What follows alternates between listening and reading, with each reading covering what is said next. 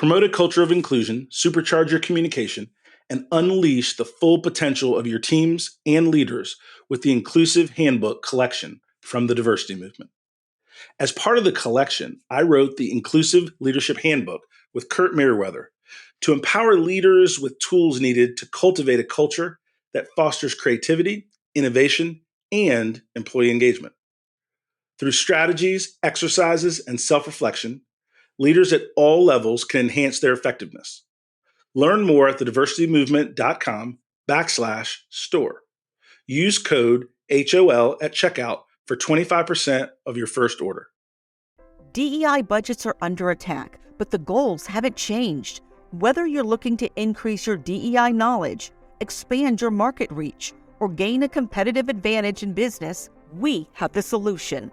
TDM Library is your single source for expert-curated DEI resources, strategies, and solutions, all designed to help you transform your workplace culture and be a more effective contributor. For $9.99 per month, you get access to our searchable subscription-based digital library. There, you'll find articles, practical how-to guidebooks, podcasts, award-winning microvideos, and more than 700 Q&As, designed to help DEI practitioners, thought leaders, and executives create a more inclusive workplace. Whether you prefer to listen, watch, or read, we have the resources for you. TDM Library goes beyond the basics to dive deep into topics such as inclusive language, the business case for DEI, talent acquisition, and C-suite engagement. For less than the price of a sandwich, you get access to our library of more than 1,000 pieces of original, expert-curated DEI content. Join today and get your first 30 days free. Get your library card now at tdmlibrary.thediversitymovement.com.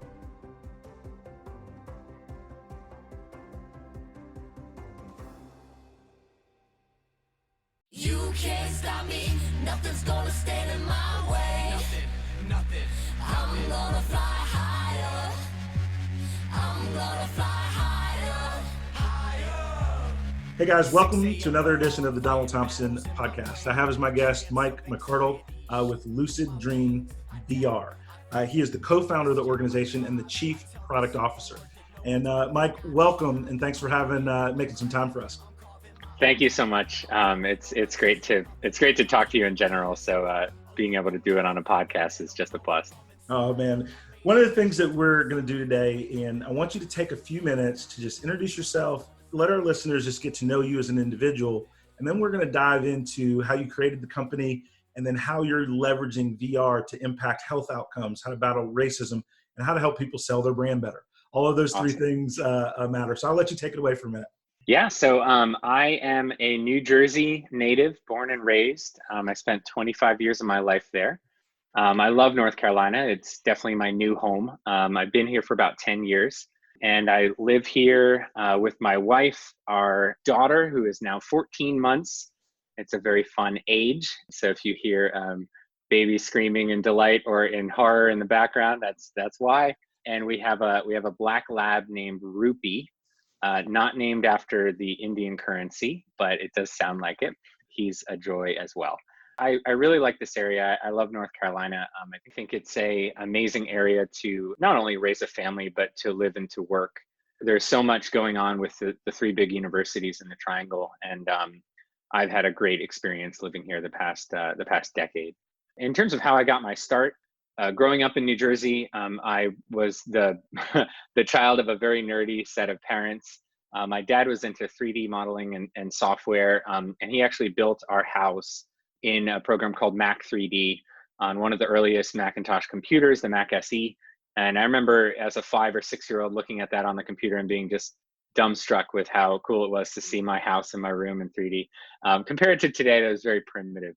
But it was the beginning for me of a kind of a lifelong passion with three-dimensional imagery, with computer graphics, and kind of eventually virtual reality. I had as a child tried virtual reality. It was a technology that was around in the 90s. Some listeners may remember. It was very primitive. It was very different, of course, back then. But I tried it as a young lad. I went to an arcade and I had my parents pay way too much money for me to put this giant bulky thing on my head. It was a great experience, but and I remember thinking at the time, oh man, by the time we hit the year 2000, everyone's going to have one of these things. And so obviously it took a little bit longer than that, but VR really hit the ground running again in the early 20 teens, if you will. So in 2012, 2013 with the Oculus Rift Kickstarter. And that was when I really started to explore it as a technology. Oh, that's powerful.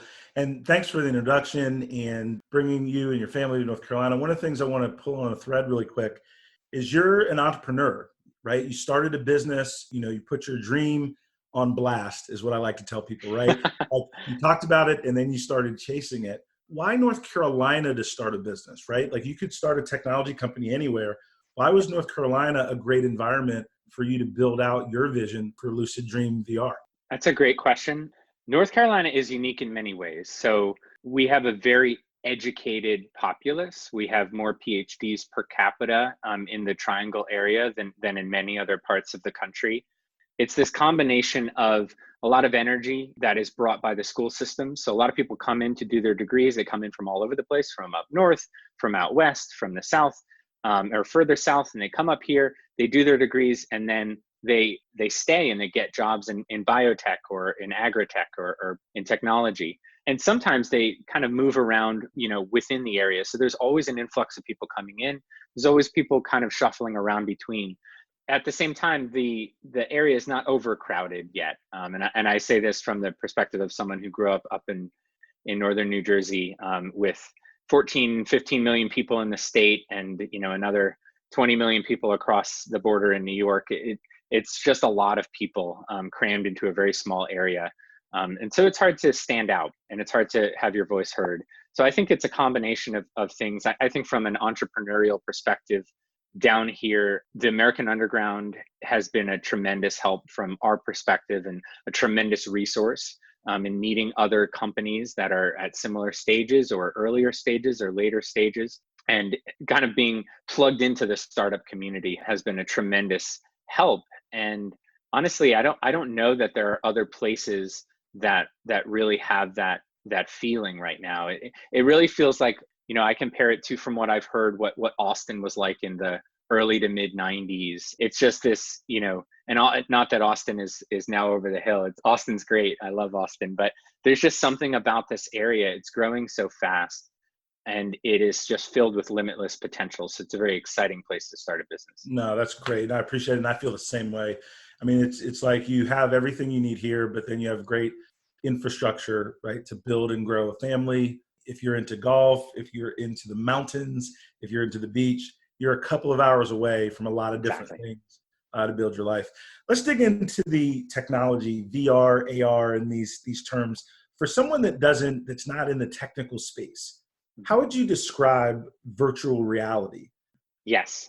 This is something that I honestly, I feel like every time I'm asked this question, I describe it differently. It's magic in many ways.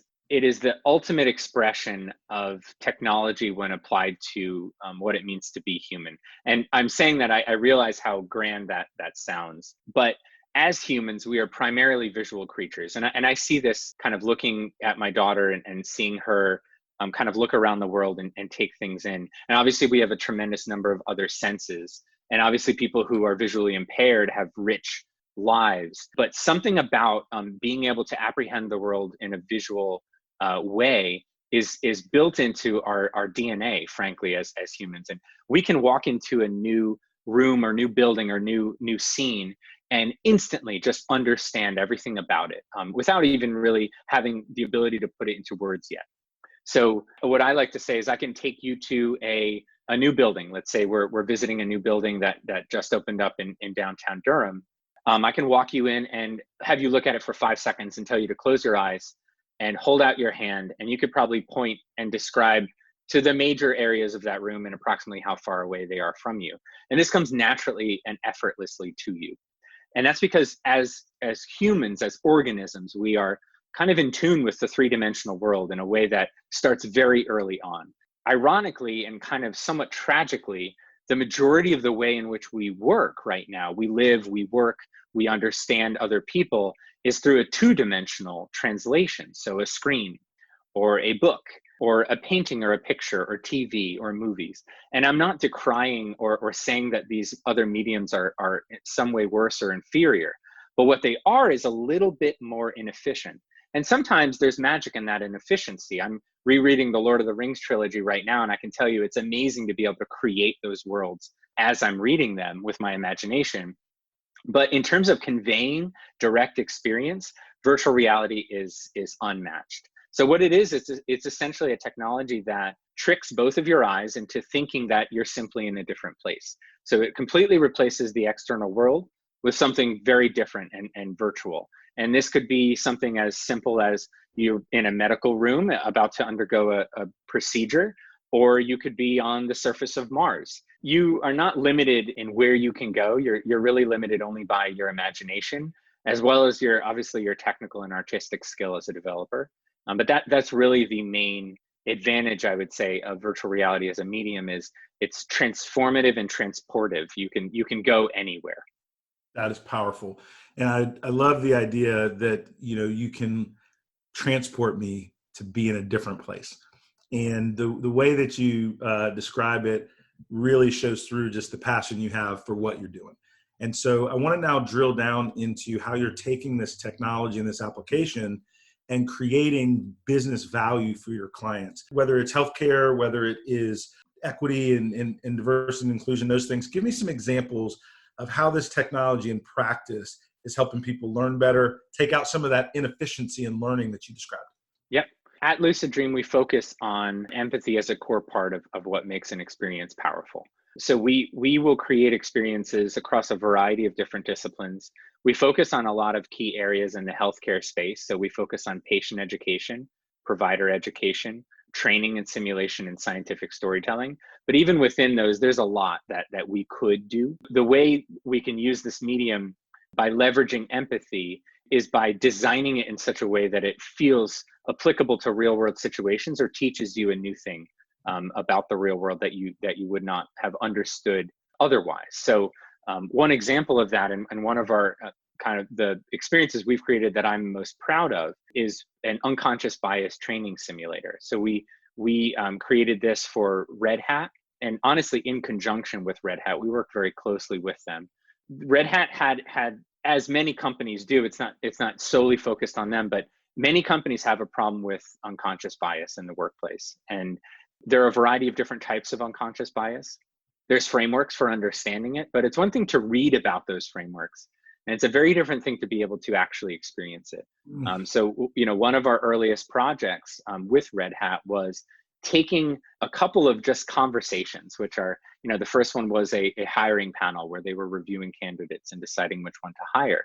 One was a female candidate, one was a male candidate.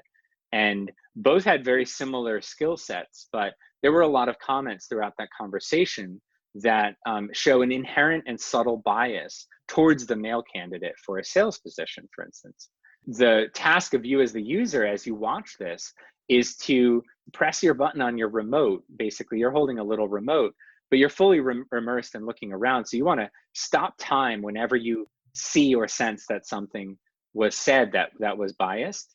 So there are different types of biases that you can identify in the moment as you experience the modules. So it could be a gender double standard bias. It could be a racial bias. It could be something that might seem more innocuous than either of those two, like a recency effect.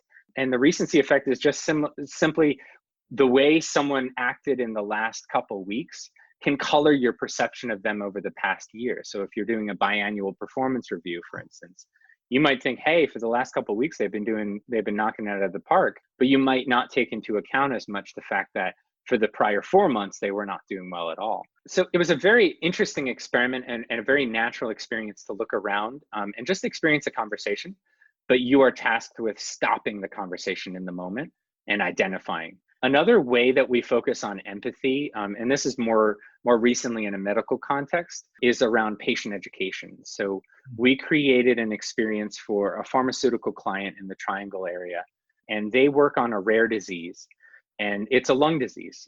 the symptoms of that disease resemble a variety of other afflictions, and one of them could be heart disease. So it might be hard for patients or providers to really distinguish what's happening to them and figure out the root cause. So what we wanted to do was create an experience using virtual reality that gave people what it felt like to be a patient at a late stage of this disease. This is a higher end VR experience. So you put on the whole get up, you put on an HTC Vive, you have your controllers, you're wearing a haptic vest, it's called, which is capable of moving and generating feelings within you and vibrations through motors. And you have all this gear on, and you open your eyes and you're simply in a kitchen. And your task is to put away the groceries. So this is a task that all of us do, but for these patients, it can be a very, very difficult experience. So as you continue putting away groceries, you start to feel more of the symptoms of the disease. So shortness of breath, your vision will narrow, and eventually it starts to get really bad. You start feeling your heartbeat faster and faster. And your heart as the user is not necessarily beating faster, but you certainly are feeling it. And one of the most powerful things that I've realized is we've had people come through and try that experience wearing Apple Watches, and we can actually see that their heart rate matched the heart rate that we have kind of put through their haptic vest at that portion.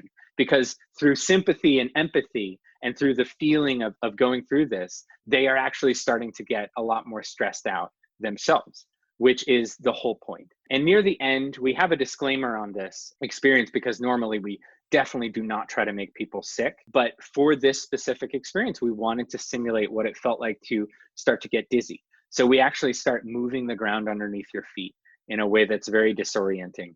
And it's a very powerful experience for people who are not familiar with the disease. They certainly are after going through it. So those are a couple of the more recent examples that come to mind. No, that's powerful, because I think that when you can truly empathize with someone, then you're going to think about the care that you provide to them differently, right? The language that you use differently in an interview or different things. And so I think our challenge as business leaders, and then in terms of the value of VR and what your firm is doing, is giving tools to accelerate that empathy, right? Yes. And that's really, really powerful. When you think about how to get VR more understood in the mainstream, because even as a technologist, when I think about virtual reality, I think it as a technology that is maybe above what I can afford to do and bring to a project.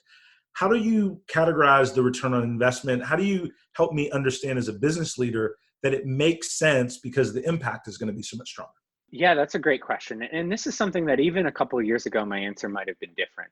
And this was something we struggled with in the early days of Lucid Dream. The hardware was powerful, but it was very expensive and it was cumbersome, and there were lots of wires and cables. Now there are a variety of headsets that are on the market that are sub $500, and they can provide a full experience, what I would call the full body experience of being able to move and look around, use your hands. Some even have hand tracking. So from a business investment standpoint, I would say from the standpoint of a business owner, it's very similar right now to buying, another lower end laptop or maybe a mid-range monitor. So it's something that as business leaders, people make investments like that all the time to get necessary equipment. And those aren't seen as tremendously expensive outlays. And what I would say is I think that your return on investment for a VR headset can be orders of magnitude more than just another monitor, for instance. So it is I think at this point, it's not quite a no-brainer, because you definitely need to know what you would use it for, but it is getting closer and closer to a no-brainer in many contexts. And there are even cheaper or more bang for the buck headsets that are out there. These are the entry-level headsets that are more for experiential. So virtual travel, watching virtual 360-degree videos and movies. And those are around the range of $130, $150. So they're getting pretty affordable at this point, and the quality is getting better and better. Oh, that's powerful, and I appreciate that. So we talked about the technology. You brought us up to speed as if we were novices, which I am in this case, but I'm a big fan, right? What I want to understand now is any kind of video or visual construct needs a powerful story. So tell me about your firm and how you create the context of storytelling, because you can have great technology and then it looks good and still boring. Yeah. Right. So how do you build out the story so that it is an engaging and educational both at the same time? Yeah, it's a great question. The answer, honestly, is a combination of, it's the alchemy of our staff, I would say. When you take all of our staff and, double toil and trouble, throw them into a big pot, at the end of the day, you create what we can do. And that's mostly because we've handpicked people throughout the years that have not only a consultative layer, so they're used to working with companies and understanding their world, but also they're very nerdy. And on the development side, they understand the language of development in VR. And honestly, right now, VR, the language is still very much a video game creation language. So a video game development environment is the way we are creating these things. We're utilizing engines such as Unity and Unreal. And we are utilizing the language and the development tools of the video game industry, but we're just not making video games. We are making fun, entertaining, and educational experiences that are engaging in the same way because they use the same tool set. But that's really the magic. Is another way of saying is, I like to think of us at Lucid Dream as the ferry people. If you're the client, you'll hop on the boat and we will ferry you to the other side. And then we will show you the magical world of interactivity, of immersive training content that you can get by utilizing these technologies. But we won't leave you too long there. We won't just say, okay, go fend for yourself, because it can be very scary over there. There's a lot going on. There's a lot of technology and APIs and just a lot of technology that we need to navigate and explain. So we show you enough that you need to know to understand, but then we ferry you back to the other side, to your world. Our job is to constantly make that journey and to make sure that it's a two-way street too. So as you experience the virtual reality content, you might have ideas, you might have ways that you can utilize this technology that even we have not thought of. So it's based on a series of deep partnerships. We are not very transactional as an organization. So we don't like to work in a way where people are like, hey, can I get another training module? I'll have 50 of them and all of them will be the same and they'll be generic. We like to work in a deep way. That's not to say that we don't have repeatable frameworks.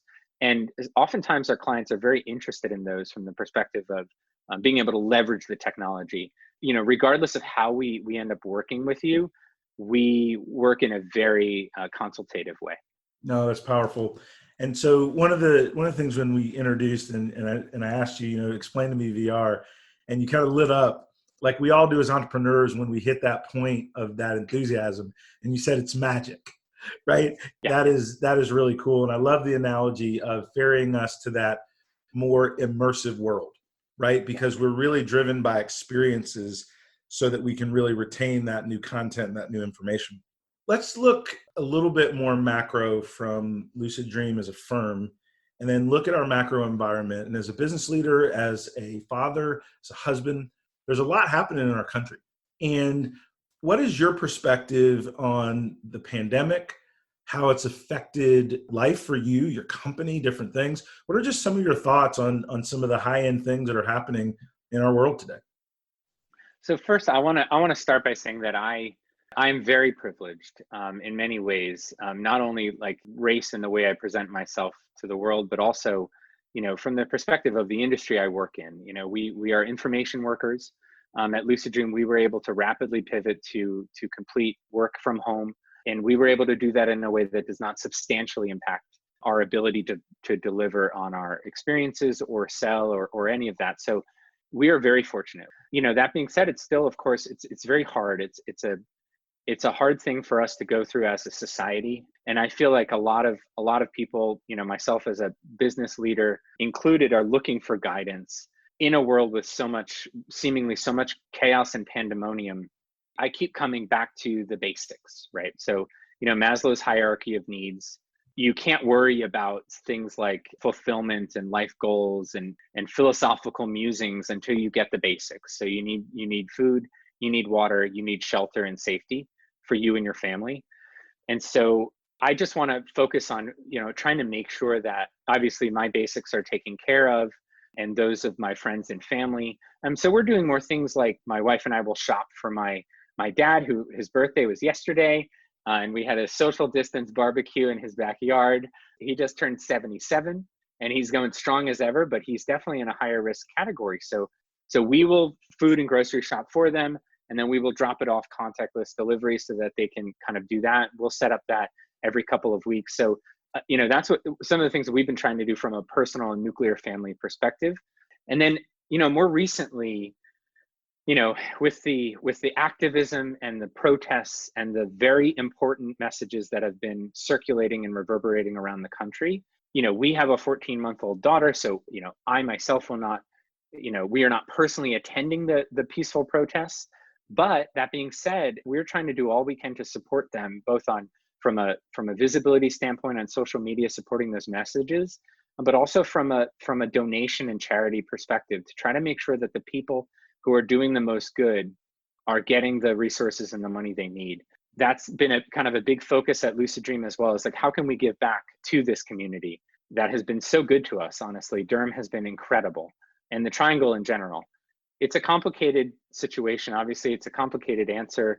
I think that, my focus as a business owner is trying to make sure that we have a safe and healthy workplace for our employees to return to. And we have a place that everyone's proud to continue to work at. And we have a place that doesn't put anyone at risk. And I do feel like, we are in a position to make that happen. And it has been obviously challenging times to try to navigate the waters to try to make that happen. But, we're doing all we can so far. No, that makes sense. And it's a powerful answer. I think that, one of the things, whether it's the pandemic or a lot of the protests that are going on and the racial inequities that are going on in our country, I do feel optimistic in that there are more and more people that are trying to understand and want to activate.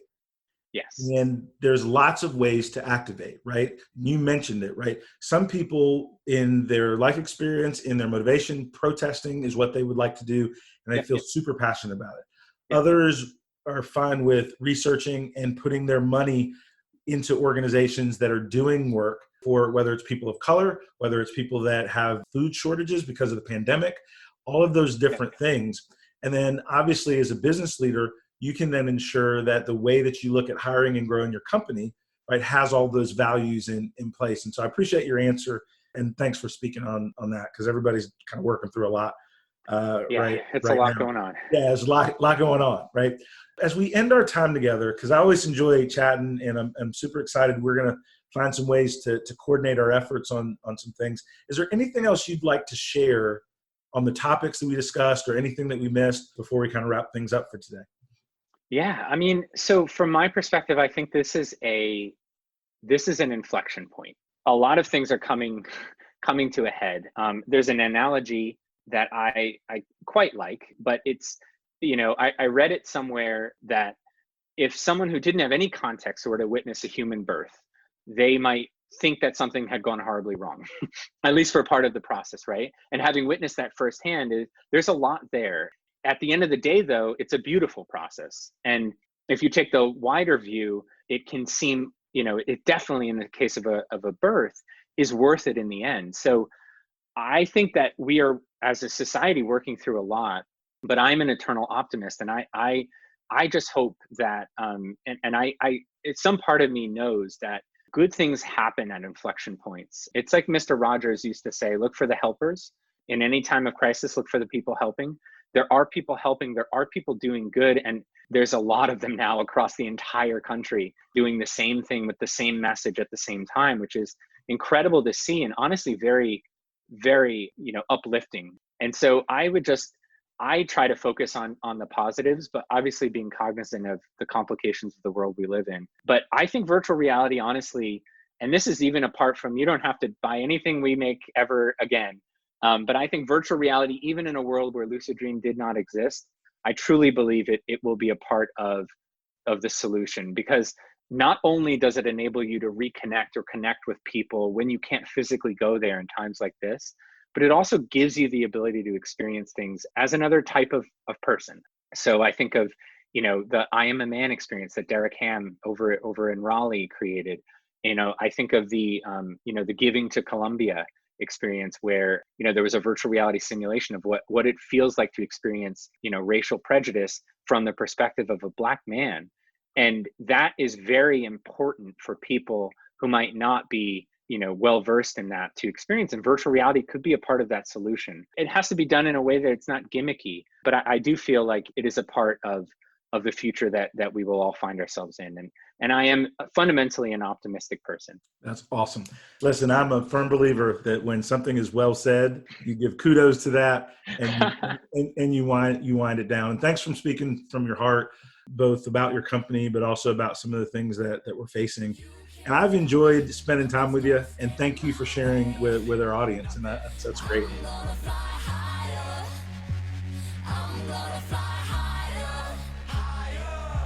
Thanks for listening to the Donald Thompson podcast. That was Mike McArdle, co-founder and chief product officer of Lucid Dream VR. To check out some of their virtual and augmented reality work, visit luciddreamvr.com. This show was edited and produced by Earfluence.